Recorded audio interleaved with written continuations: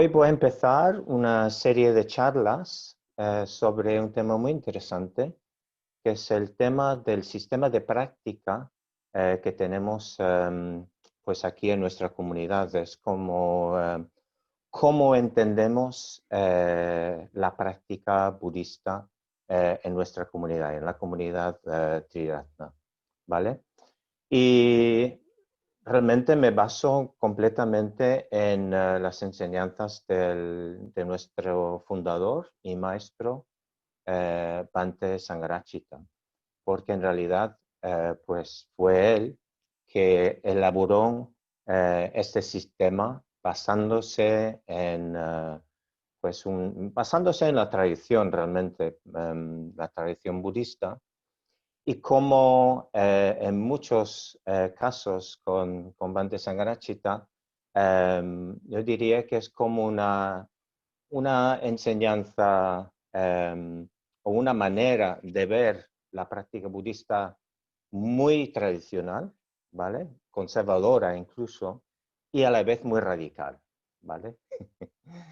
Y como puede ser tradicional y radical a la vez, pues en realidad la visión del Buda, la esencia de su visión, de su perspectiva, la perspectiva de un ser iluminado, es una perspectiva profundamente radical, ¿no? Que difiere por completo de la manera en la que vemos nosotros la vida. Y por eso, si conectamos realmente con la tradición, con la manera tradicional de enseñar el budismo, de entender la realidad, pues estamos conectándonos con una tradición muy radical, ¿vale? Entonces, lo que pasa, que claro, Sangharachita, para aquellas personas que no conocen muy bien su persona o su obra, su vida, pues estuvo pues 2 décadas en la India bebiendo de diferentes fuentes del budismo, tuvo bastantes maestros, pues, pero de diferentes escuelas. Y realmente su búsqueda siempre era como ir a la esencia de lo que quería transmitir el Buda, ¿vale? Daba igual que fuera un maestro tibetano, un maestro chino, un maestro de la India o la tradición que fuera, pues él siempre iba buscando como las raíces, la esencia, el kit de la cuestión, digamos, ¿no? Y a la vez, pues cuando regresó al Occidente, a Gran Bretaña, a Londres, pues se encontró en una situación en la que, pues, claro, las necesidades de las personas del siglo XX y ahora del siglo XXI son notablemente diferentes de las necesidades, las preocupaciones en muchos sentidos, ¿no? Las formas de vivir, digamos, diferentes de gente que vivió hace 2500 años, ¿no? Que es cuando fue el Buda vivió, ¿no? El Buda histórico. Entonces, claro, él poco a poco, a partir de los finales de los años 60, cuando llegó a Europa, hasta pues hace tan solo dos años, cuando murió, pues su trabajo fundamentalmente era como una especie de traducción, de interpretación, siempre basándose en la tradición, en la esencia, en, digamos, las enseñanzas puras, más fundamentales del budismo, ¿no? Y lo digo porque este sistema de práctica es a la vez pues una adaptación a las necesidades y las preocupaciones y las formas de vivir de nosotros, viviendo en el siglo XXI, pero también pues este sistema tiene sus raíces en la tradición, ¿vale? En la tradición luego os explicaré con más detalle un poco sobre estas raíces, ¿no?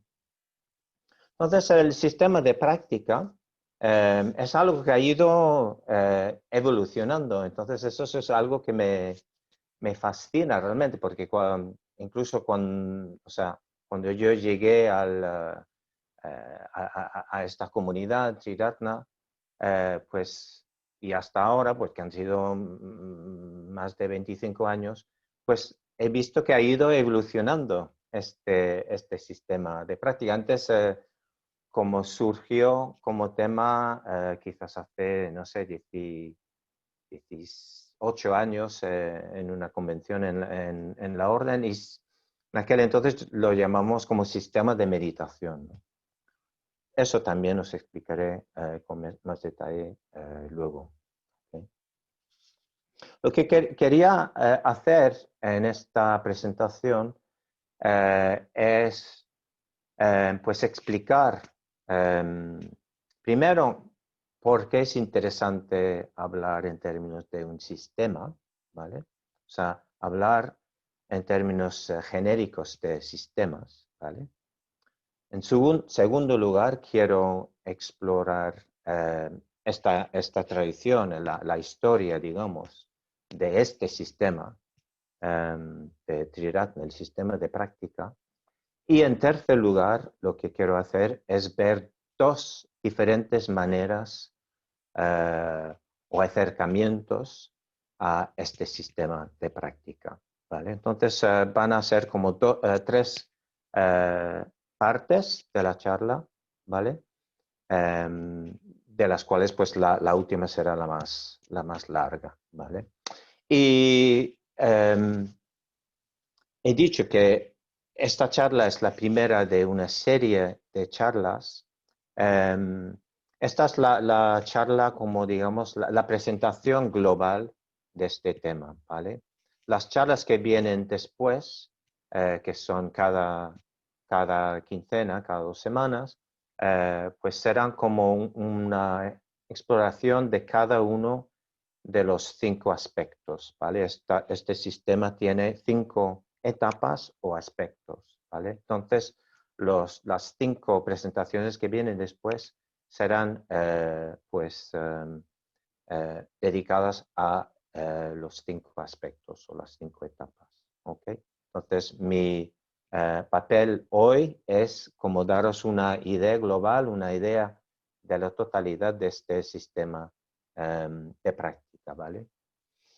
Y hablando de sistema, o sea, ya entramos en la primera parte de esta charla, quería como un poco dar una advertencia, ¿verdad? Porque sistema a veces, bueno, sistema es una palabra muy cargada hoy en día, ¿no? Podemos pensar en el sistema, ¿no? Y hay muchas críticas y muchas como respuestas negativas a lo que llamamos sistema, ¿verdad?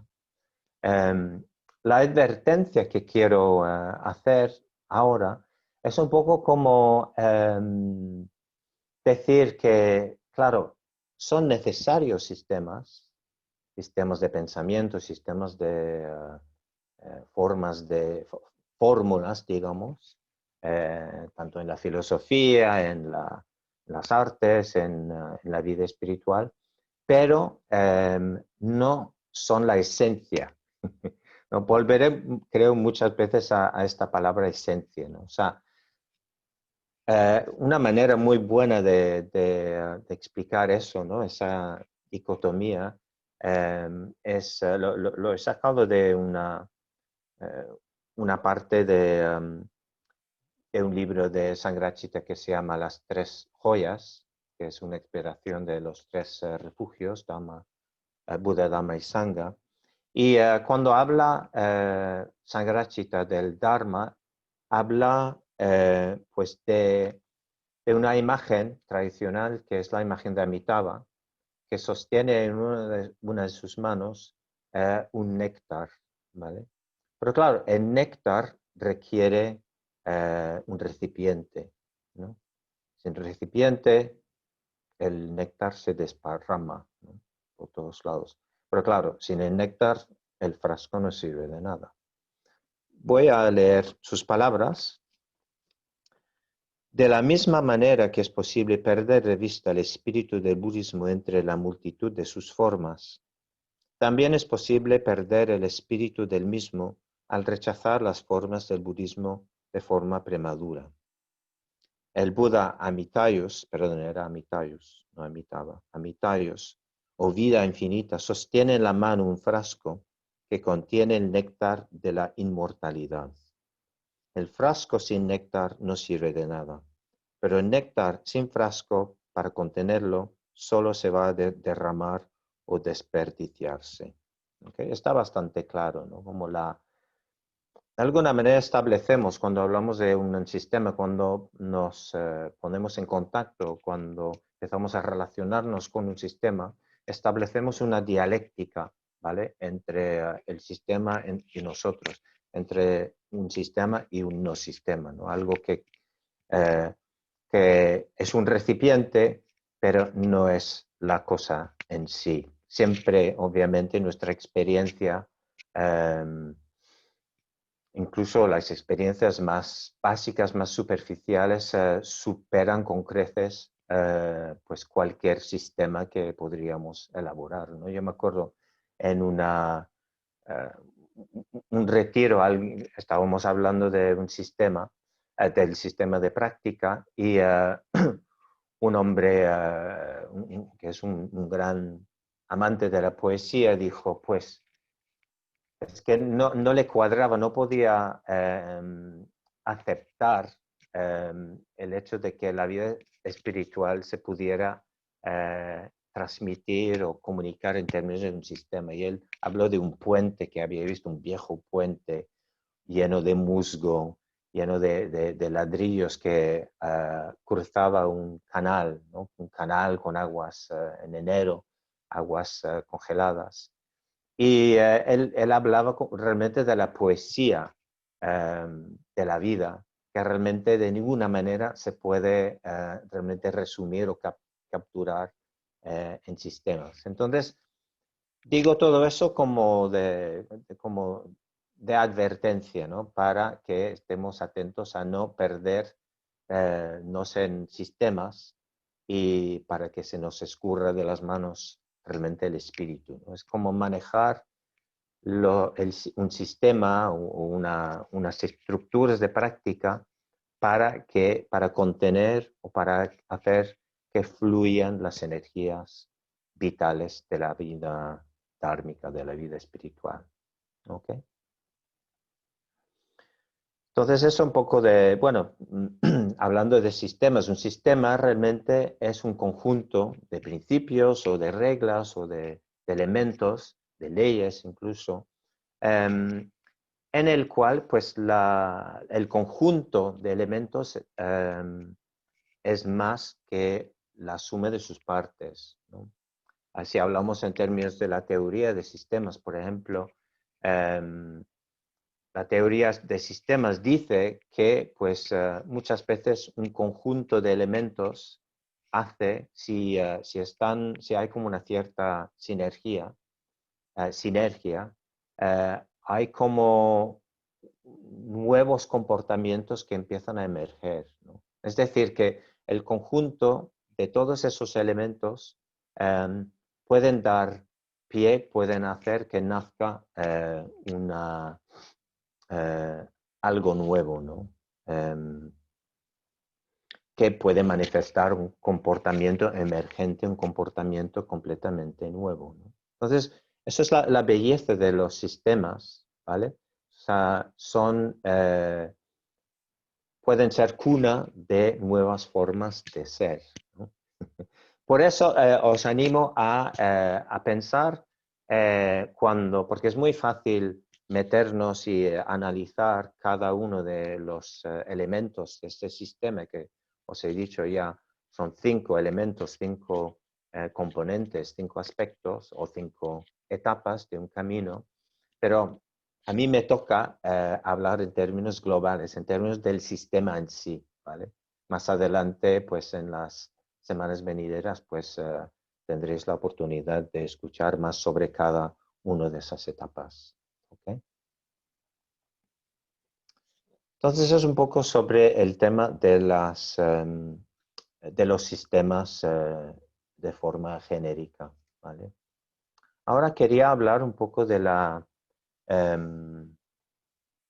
de la historia, ¿no? La tradición de la que bebió Bhante Sangrachita cuando empezó a formular este sistema de práctica que realmente enmarca nuestra forma de ver la práctica, ¿no? Es como una interpretación global de todas las prácticas, donde colocar, dónde va cada práctica, dónde va cada enseñanza, em, para mejor entender el sistema en su conjunto, ¿no? Para mejor entender si somos capaces de ver una enseñanza, por ejemplo, en un contexto o en relación con otros elementos, con otras enseñanzas, con otras prácticas, vamos a entender mejor esa enseñanza, ¿no? O sea, contextualizando siempre enriquece la práctica o la enseñanza, ¿no? Entonces, lo que voy a hacer es contextualizar también este sistema de práctica, ¿vale? Voy a contextualizarlo, darle como un poco de contexto histórico. Y como he dicho, son 5 etapas o 5 elementos, 5 aspectos, pero lo que podríamos hacer para empezar es ir a la esencia, lo que siempre hacía Sangharakshita, ir a la esencia del budismo y ver que pues, las enseñanzas se pueden dividir como en dos aspectos. La práctica budista se puede entender en dos aspectos, ¿no? Que es el aspecto de la visión y el aspecto de la transformación, ¿vale? O sea, tenemos una visión de la vida, una visión radicalmente diferente de nuestra visión anterior, y esta visión empieza a tener un efecto cada vez más profundo, más radical en nuestro ser, que sería la transformación. Y toda práctica, toda enseñanza budista realmente participa en esa dicotomía o en esos dos aspectos, que es la visión, darshana, y la transformación, que es bhavana. ¿Sí? Muchos de vosotros ya conoceréis esa palabra bhavana por la práctica que solemos hacer, que es metta bhavana, ¿verdad? Que es el cultivo, el desarrollo de metta, ¿no? Entonces, bhavana, en este sentido, es la transformación, el cultivo de esa visión, ¿no? La visión darshana. ¿Okay? Entonces, empezando ahí, son realmente los dos aspectos fundamentales, ¿vale? Y con el tiempo, la tradición iba añadiendo primero dos, bueno, a la vez dos aspectos preliminares, dos aspectos de preparación, digamos, y luego un aspecto como posterior. De momento, si lo vemos como un camino, ¿vale? Podemos ver dos primeras etapas y luego las etapas que os acabo de nombrar, y luego la última etapa, que sería como la realización o la compleción, la perfección. ¿Ok? Y las dos primeras etapas serían pues etapas de preparación, ¿sí? De acumular, de crear, como si fuésemos un campo, ¿no? De cultivo, pues es preparar el terreno, arar, desbrozar, quitar las malas hierbas, preparar el terreno para luego plantar, ¿vale? Entonces, esas dos primeras etapas podemos verlas así, ¿okay? Y luego la última etapa, como he dicho, es el camino, la etapa de la maestría. Entonces, esta enseñanza tradición se puede llamar los 4 caminos, perdón, los 5 caminos, ¿ok?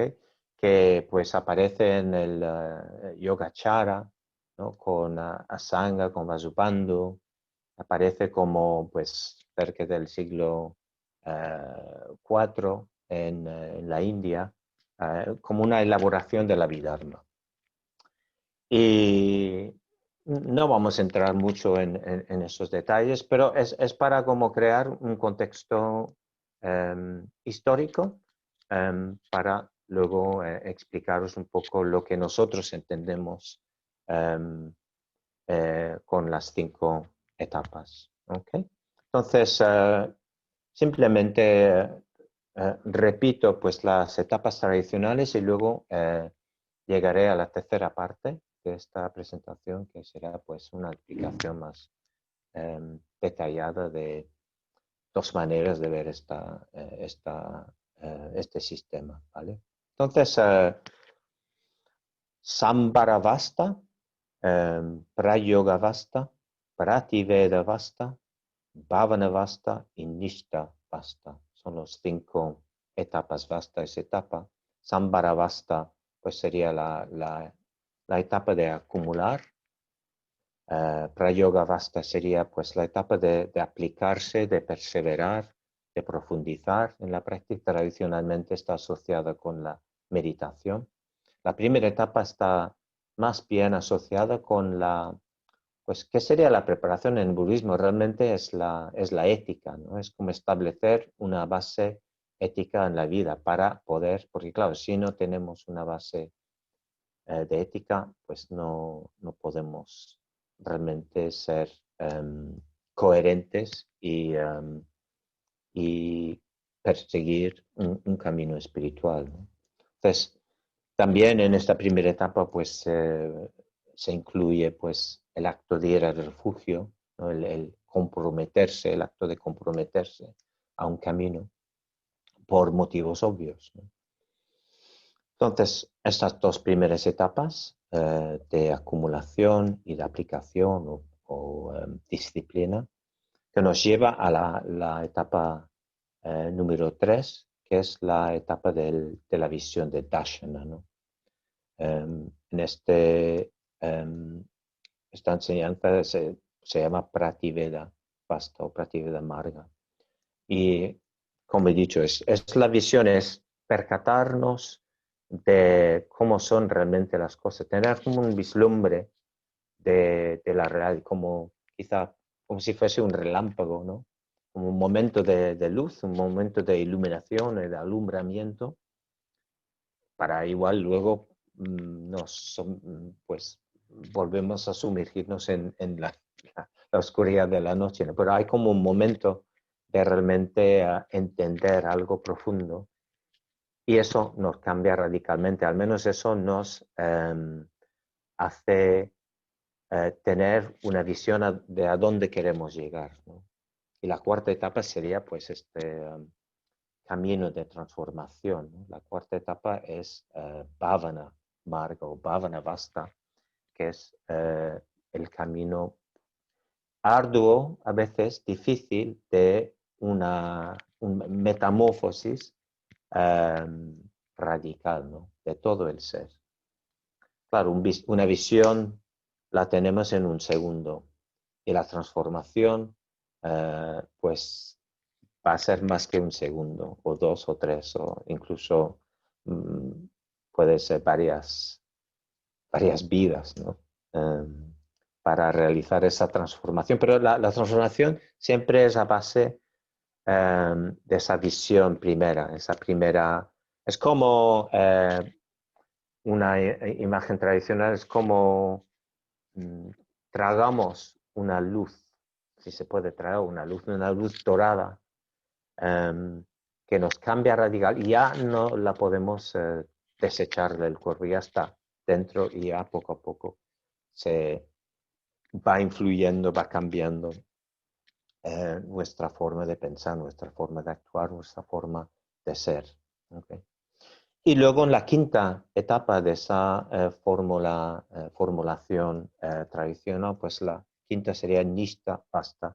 Es como realmente donde ya no hace falta más esfuerzo porque ya estamos en pleno juego, ¿no? Es ya la vida espiritual acaba siendo como un acto de espontaneidad constante, ¿no? Bebiendo de una o desprendiendo una energía inagotable. Entonces esa sería pues la segunda parte de lo que quiero hablar para un poco afincar esta práctica en contexto histórico. Y luego pues vamos a hablar del sistema de práctica propiamente dicho y ahora emplear los términos que empleamos, que Bhante nos ha dado para las 5 etapas. ¿Okay? Entonces he dicho al inicio que esa tercera parte, que será la más larga, esta presentación, quería como explorar dos acercamientos a este sistema. Y lo digo porque se puede ver, como hemos visto, se puede ver en términos de un camino progresivo, es decir, que cada etapa puede ser como una etapa en este camino progresivo, un tramo en el camino, o podríamos ver el sistema un poco como un sistema orgánico, como un árbol, y ver las 5 partes como aspectos o como incluso miembros o ramos, ¿no? o ramas de un árbol. ¿Vale? Es un poco así como se puede también entender el camino óctuple, por ejemplo, ¿no? O incluso el camino triple. Casi cualquier enseñanza budista se puede ver de esta manera, como hay un aspecto progresivo, se puede ver el camino como un camino que hay que recorrer con 8 etapas, con el camino octuple, pero también se puede ver y se ve de forma tradicional como 8 miembros, 8 aspectos que a la vez tenemos que cultivar simultáneamente para progresar en el camino espiritual. Entonces, a la vez podemos ver este sistema como un camino y también como un árbol cuyas ramas pues estamos como cultivando a la vez. ¿Okay? Entonces, los 5 aspectos los podemos ver también como imágenes o formas de hablar, lenguajes incluso de la vida espiritual. ¿Sí? Podríamos verlos como metáforas, 5 metáforas para entender, para explicarnos la vida espiritual. ¿Sí? Son como, por eso digo que en un sistema es interesante entender un sistema como el conjunto, ¿no? Entonces, cada lenguaje, cada metáfora tiene pues aspectos muy positivos y diría yo que cada aspecto, si no está como equilibrado con los otros 4 aspectos, tiene una sombra. ¿Okay? Y entonces es muy interesante siempre ir viendo este sistema en su globalidad. Entonces, los 5 aspectos son el aspecto de la integración, ¿vale? En segundo lugar, el aspecto de la emoción positiva. En tercer lugar, el aspecto de la muerte espiritual. Y el cuarto aspecto sería pues el renacer espiritual. Y por último, la etapa final o el último aspecto, pues sería la receptividad dármica o espiritual. ¿Okay? A veces este último aspecto también se puede llamar la etapa de ya no más esfuerzo. ¿Okay? Entonces ya se puede ver cómo, bueno, en primer lugar, el paralelismo que existe entre los 5 caminos que he nombrado antes, ¿vale? Y también seguramente lo podéis ver cómo se puede ver como un camino progresivo, ¿no? Empezamos con los 2 primeros aspectos, que es la integración y la emoción positiva. Y como base, ¿vale? Como he dicho un poco antes, la base de un camino espiritual, la base tiene que ser integración y necesitamos una base también de emoción positiva, ¿sí? Muchas veces se habla en la tradición como de términos de la percatación de la realidad es tan como deslumbradora, tan abrumadora, que necesitamos un buen fondo de positividad para aguantar. Es un poco un relámpago.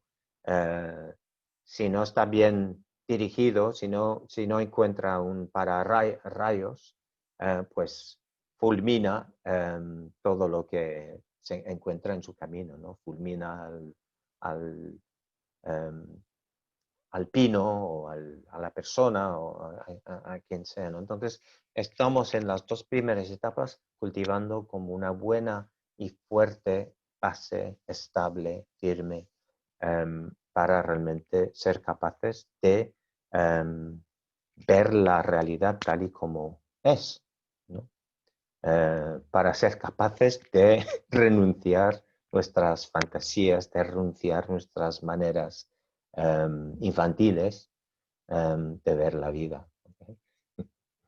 Sí. Entonces voy a hablar primero de la integración. ¿Okay? Voy a hablar un poquito de cada uno de esos aspectos, de cada una de estas etapas, ¿vale?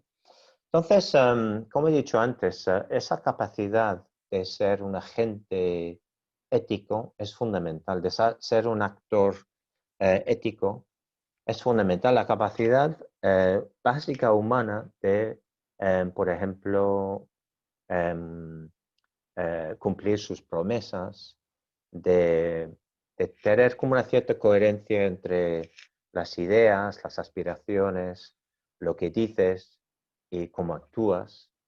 Es este tipo de integración a la que nos referimos aquí, en parte al menos, ¿no? Es como una capacidad de em, alejarnos de una mente muy fragmentada, ¿no? De una mente dispersa, de una mente distraída y pues ir actuando con mayor coherencia con nuestras mejores aspiraciones. Ya sabemos que la mente, su tendencia en muchas ocasiones es a la dispersión, es a la distracción, a perdernos en las fantasías, perdernos en el pasado o proyectarnos al futuro. Por tanto, en cada etapa, cada aspecto, hay como una práctica, una serie de prácticas asociadas con cada aspecto. En este caso, eh, ya nos será una gran sorpresa saber, enteraros de que, pues, en este aspecto, la práctica que se asocia con esta etapa es Anapanasati, es el seguimiento de la respiración. ¿Por qué? Pues porque en esa meditación, pues la idea es eh, integrar nuestras energías emocionales, nuestras energías mentales, integrar lo que deseamos, integrar nuestros deseos y apetencias y crear como una capacidad de enfocarnos, de concentrarnos, de permitir que todas nuestras energías vayan en un solo sentido, ¿no? Entonces, todo eso es parte del proceso de integración a lo que nos referimos en este primer aspecto, ¿sí? Me acordaba cuando estaba pensando en este aspecto del mito de las Danáides, ¿no? Las que, bueno, sin entrar en todos los detalles, pero están ahí, son hijas de Dánao, que matan a sus esposos, y en el Averno, el infierno, pues están condenadas a rellenar para siempre un tonel con agua, pero el tonel está sin fondo, ¿no? No tiene fondo. Entonces, a veces nos parecemos a estas hijas, ¿no? Del rey Dánao, porque si por mucho que intentemos, muchas aspiraciones que tengamos, mucho idealismo que tengamos, si no tenemos un cubo sin agujeros, no servirá de nada nuestro esfuerzo espiritual. Es decir, que necesitamos una buena base de ética, una buena base, la capacidad de enfocar y de concentrar las energías emocionales y mentales para poder tener la capacidad de rellenar poco a poco el tonel o la vasija o el recipiente que quieras, ¿no? Entonces, pasando al segundo punto, que es la emoción positiva también, es necesario como para prepararnos para la tercera etapa, que es la muerte espiritual, es necesario tener una base emocional de positividad, ¿no? En primer lugar, es necesario acceder a nuestras emociones, porque a veces ni siquiera estamos muy en contacto con ellas, ¿verdad? Muchas veces no sabemos lo que sentimos, no sabemos lo que realmente deseamos en las profundidades de nuestro ser. Entonces, en primer lugar, hay que pues desbloquear esas energías, acceder a ellas.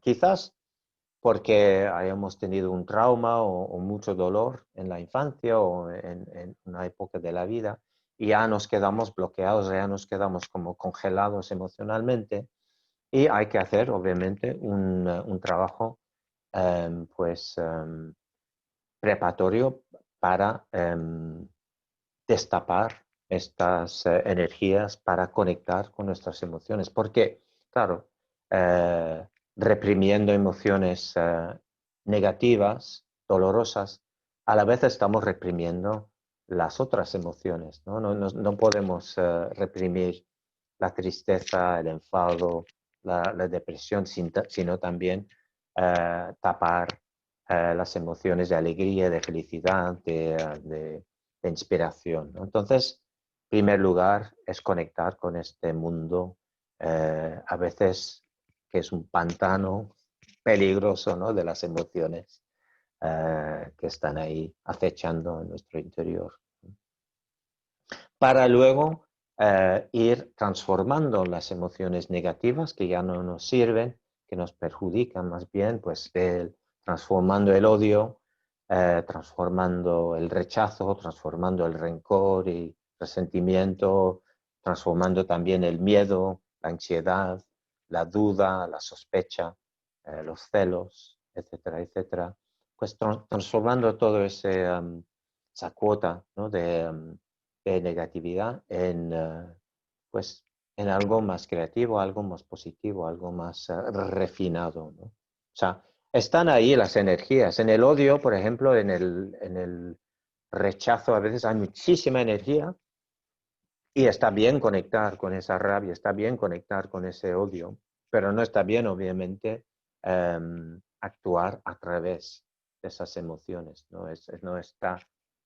No va a llevarnos a buen puerto, pues simplemente desfogarnos y pues expresar nuestro odio, ¿no? Hay que ir pues también refinando em, estas energías y para crear esa base eh, fundamental de positividad. ¿Okay? A veces hablamos, o Dante hablaba de una cuota de negatividad que todos tenemos, ¿no? Una cantidad de negatividad. Y eso lo veo mucho en mí y en otros, ¿no? Como esa tendencia que tenemos de quejarnos de todo, de criticar a los demás, de decir cosas detrás de las espaldas de alguien que no diríamos a su cara. Este tipo de cosas, ¿no? Los pequeños rencores, ¿no? Que se van acumulando. Entonces, como esa cuota de negatividad, pues hay que conocerla y luego transformarla. ¿Okay? Entonces, ya hay faena, ¿no?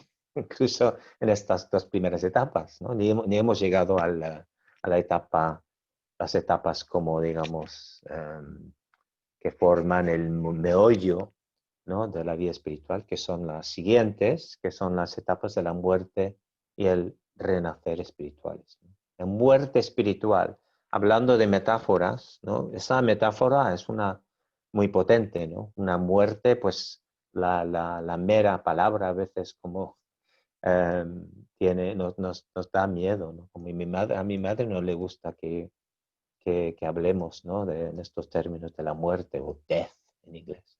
No le gusta para nada, como está como rodeado de superstición, ¿no? Entonces, claro, nos suscita mucha emoción, ¿no? Incluso miedo. Y es interesante porque el miedo creo que forma parte de ese aspecto de la vida espiritual, esa etapa del camino, ¿no? El ego, al menos nuestra identidad egoica, siente miedo, ¿no? Ante pues una percatación clara de la realidad, ¿no?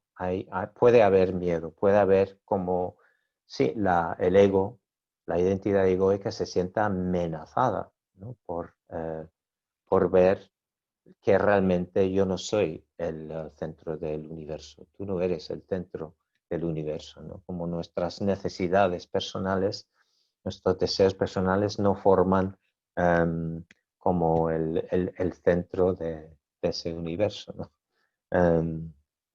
No somos el eje. Sí. Entonces, la percatación de la realidad es lo que significa realmente esta parte del camino, de los 5 aspectos. El tercer aspecto es la muerte espiritual. Podemos llamarlo Yata Bhuta Jnana Dasana, que es la percatación o ver la visión y el conocimiento, o sea, Dasana, ver, y Jnana, el conocimiento de Yata Bhuta, que es como las cosas tal cual son. ¿Okay? Entonces es como ver las cosas como son en realidad, ¿no? Um, por vistas de nuestras fantasías, de nuestras ideas preconcebidas, de nuestras nociones erróneas, ver las cosas tal cual son. ¿Y qué es lo que vemos? Pues vemos que todas las cosas que nos rodean y todos los fenómenos que también, pues, que forman parte de nosotros mismos, no perduran en el tiempo, ¿no? Sino son impermanentes, ¿no? Y por lo tanto son fuentes de dukkha, son fuentes de sufrimiento, ¿vale? Y también, por lo tanto, no tiene como ninguna esencia duradera que podemos llamar alma o esencia o algo así. ¿Okay?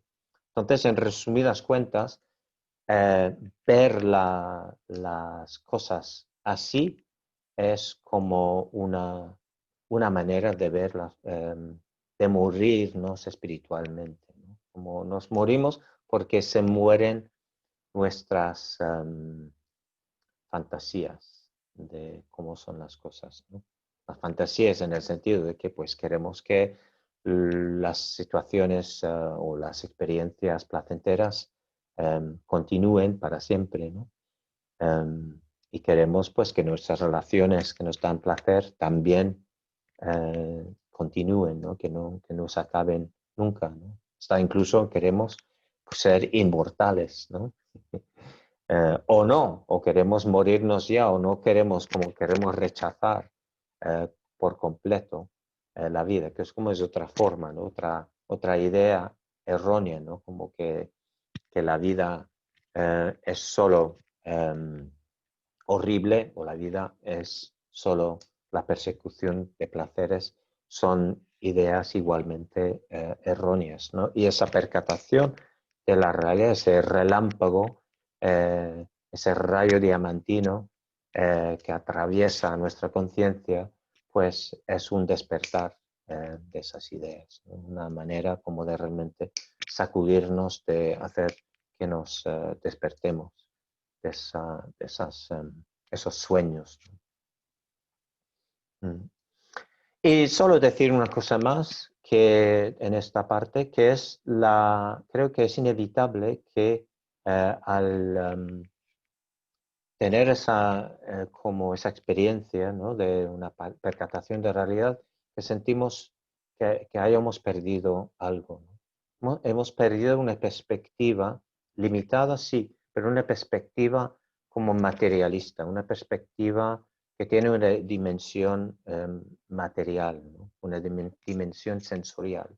Y de alguna manera, una muerte espiritual es un morir a este mundo sensorial, ¿no? Como perdemos la perspectiva de los sentidos, ¿no? Que son las únicas eh, fuentes de placer, ¿no? Para nosotros. Y antes de pasar a la cuarta etapa o el cuarto aspecto, podríamos decir, bueno, las prácticas relacionadas con esta etapa. No dije que en la etapa anterior, pues la práctica asociada con una de ellas, con la emoción positiva, obviamente es Metta Bhavana, ¿no? Eso no lo dije. Y en esta, que es la muerte espiritual, las prácticas asociadas tradicionalmente con este aspecto son pues la práctica de los 6 elementos, la práctica de la contemplación de los 12 nidanos, los 12 eslabones. También pues las 3 de las 4 escenas del Buda, ¿no? Cuando vio la vejez, cuando vio la muerte, cuando vio la enfermedad, también son como contemplando estas realidades, pues también son prácticas relacionadas con esta etapa. Yo diría también que la situación en la que estamos atravesando ahora con la pandemia también es bueno, al menos es una oportunidad de practicar este aspecto, ¿no? COVID pues nos enseña que pues la vida es frágil, ¿no? La vida, hoy estamos vivos y mañana quién sabe, ¿no? Quién sabe lo que va a pasar. Nadie um, sabía exactamente que iba a pasar lo que ha pasado, ¿no? En el último año ya han pasado 11, 12 meses, ¿no? Desde el primer caso de COVID en China, año pasado. Vale, entonces pasando al cuarto aspecto, que es el renacer espiritual, que realmente estos dos aspectos van de la mano, ¿no? La muerte y el renacer. Y como he dicho antes, ¿no? Como la forma tradicional de ver esos dos aspectos son pues la visión de la realidad y la transformación de nosotros mismos, pues la transformación a raíz de esa visión, ¿no? Entonces, claro, si pensamos, si hay una muerte, em, ¿qué, que puede sobrevivir a una muerte, ¿no? Si estamos hablando de la muerte espiritual, ¿qué es lo que sobrevive? ¿Qué es lo que renace, ¿no? De esa muerte espiritual? Em, bueno, lo que muere realmente es nuestra identificación o sobreidentificación con el mundo sensorial. Pensamos o creemos que nuestras vidas solamente pues existen a un nivel material.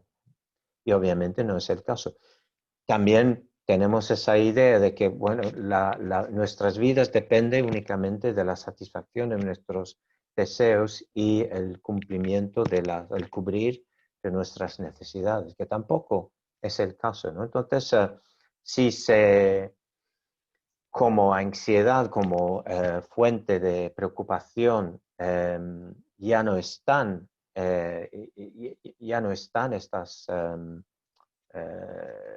em, estos deseos personales, estas preocupaciones, y ya no hemos visto que realmente la identidad egoica es una ficción, es una fantasía. ¿Qué es lo que queda? Pues lo que queda realmente es una capacidad de abrirnos a un mundo mucho más bello, a un mundo de luz, a un mundo que no está sujeto a las leyes del mundo material, ¿no? Un mundo en que rige el amor, ¿no? La capacidad de conectar con otros seres. Podríamos decir que lo que sobrevive a esa muerte espiritual son las energías suprapersonales, ¿no? Algunos ya conoceréis seguramente la enseñanza sobre la fuerza suprapersonal, ¿no? Hay una muy buen ensayo sobre eso, ¿no? A veces en la tradición budista, sobre todo en el Mahayana, hablamos en términos de bodhicitta, ¿no? La mente que va hacia la iluminación, ¿no? Que va en pos de la liberación, ¿no? Entonces, lo que sobrevive y lo que empieza a crecer y lo que gana en peso y en fuerza y en potencia, pues son esas energías suprapersonales, ¿no? Y nuestra capacidad de superar nuestras pequeñas preocupaciones en nuestro mundo egoico, ¿no? Y una de las prácticas fundamentales relacionadas con este aspecto es Buddhanusmriti, que es la contemplación de la figura del Buda histórico, ¿no? Es como recordar sus cualidades, recordar su biografía, sus años de enseñanza, su búsqueda y inspirarnos en su ejemplo, ¿no? Y también, pues, eh, pensar y recordar otras figuras, ¿no? Como en la ordenación, en nuestra orden, pues lo que solemos hacer es tomar una práctica de visualización de un bodhisattva, un Buda, y también pues hay muchas prácticas que están como relacionadas con este aspecto, ¿no? Em, Quizás una de las figuras más asociadas con este aspecto es Padmasambhava, porque como Jesucristo, ¿no? Como que también realmente es un renacer, ¿no? Es un nacer espiritual, Jesucristo, ¿no? Que nació en circunstancias completamente anormales, ¿no? De una madre virgen, ¿no? Como que no tiene pies ni cabeza al nivel material. Pues lo mismo pasa con la biografía del gran gurú Rinpoche, Padmasambhava, que nació a los 8 años en una flor de loto, ¿no? Entonces es como una imagen por excelencia del renacer espiritual, ¿no? Como un renacer que no tiene que ver con el mundo material, ¿no? Como Jesucristo, no tiene que ver realmente con el mundo material. Nace en medio de un lago rodeado de aves escarlatas y que están enamoradas de él, de ese niño, de ese príncipe de 8 años. Es una imagen maravillosa, ¿no? Que realmente encapsula y transmite muy bien este cuarto aspecto del renacer espiritual. Y por último, la receptividad espiritual o la receptividad dármica, ¿no? Entonces, en términos de viaje, pues, o términos de un camino, pues esta es la última etapa, ¿vale? Entonces, en estos términos, pues es la etapa de la budeidad, la etapa de que ya no hace falta más esfuerzo, ¿no? Podemos realmente relajar el esfuerzo porque el esfuerzo está, o sea, de forma espontánea y de forma natural estamos, pues, relacionándonos con el mundo de forma apropiada, de forma creativa, sin pensarlo dos veces, ¿no? O sin hacer el esfuerzo, un esfuerzo de que, como nos entendemos, ¿no? El esfuerzo, ¿no? Igual el juego del bodhisattva, el lila, ¿no? El bodhisattva que va como saltando de una situación a otra, como un elefante, ¿no? Yendo de un estanco a un lago, a otro lago, como de chapoteo en chapoteo, ¿no? Por puro placer, ¿no? Ya no es un esfuerzo, ya no es arduo, ya no es una disciplina, sino es puro placer. La vida espiritual como puro placer. En términos de los 5 aspectos, no de las 5 etapas, sino de los 5 aspectos, podemos ver esta etapa como una etapa completamente indispensable, imprescindible, tan indispensable como el sístole y diástole del corazón, ¿no? O sea, podríamos ver como el sístole es ese como se contrae, ¿no? Y echa fuera la sangre, y el diástole es cuando el corazón se relaja, ¿no?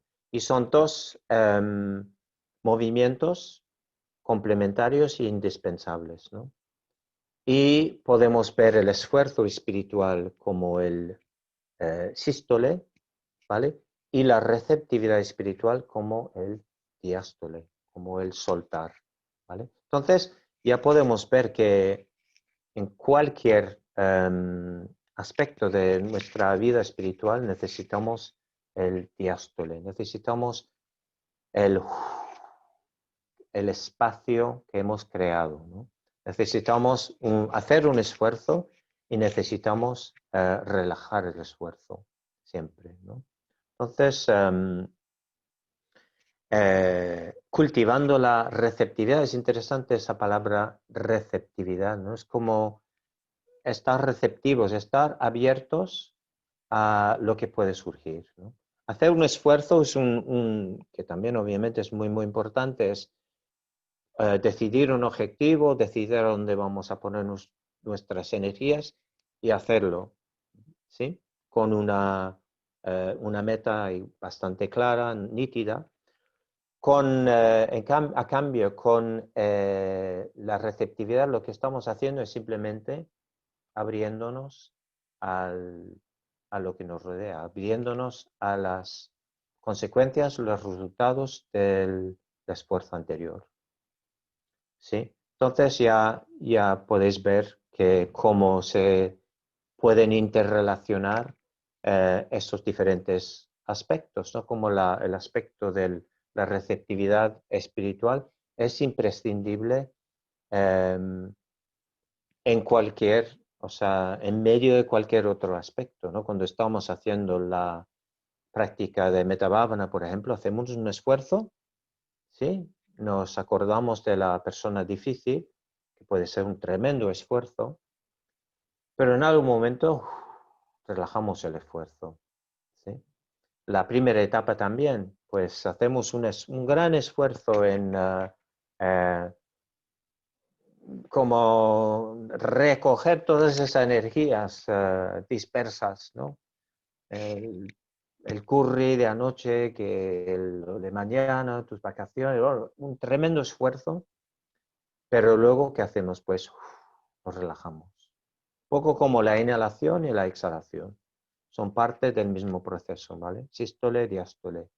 Receptividad espiritual tiene que formar parte de nuestra vida espiritual día a día, ¿no?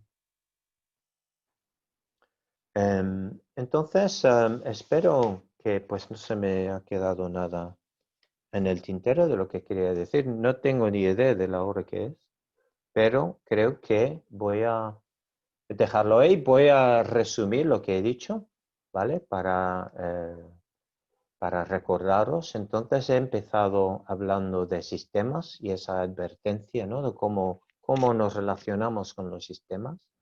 No como confundir un sistema por la esencia, ¿vale? O sea, siempre tener en mente que un sistema es un recipiente, no es el néctar de la inmortalidad, ¿vale? Y pues también he contextualizado este sistema, esta enseñanza a nivel histórico. No he entrado mucho en eso, pero como para daros unas pinceladas de cuáles son las raíces de esta enseñanza, esta formulación de la práctica budista, ¿vale? Y luego he hablado, pues, como este sistema, tanto en términos de un viaje o un camino, con sus 5 etapas progresivas, y también como un sistema orgánico con 5 aspectos que, pues, simultáneamente tenemos que desarrollar, ¿no? Y entonces eran la integración, las emociones positivas, la muerte espiritual, el renacer espiritual y la receptividad espiritual. También he hablado como esos 3 aspectos pueden ser como 5 aspectos, perdona, pueden ser también 5 metáforas, 5 maneras de hablar de la vida espiritual, ¿vale? Entonces, en las siguientes charlas, lo que vamos a hacer, empezando con la charla de aquí 2 semanas, empezando con integración, creo, em, vamos a explorar en más profundidad, en mayor detalle, cada una de esas etapas, cada uno de esos aspectos, de los 5 aspectos. Pero bueno, de momento voy a dejarlo ahí y pues muchísimas gracias por escuchar y espero que os haya sido útil en vuestra práctica, práctica espiritual, práctica del budismo. Pues muchas gracias.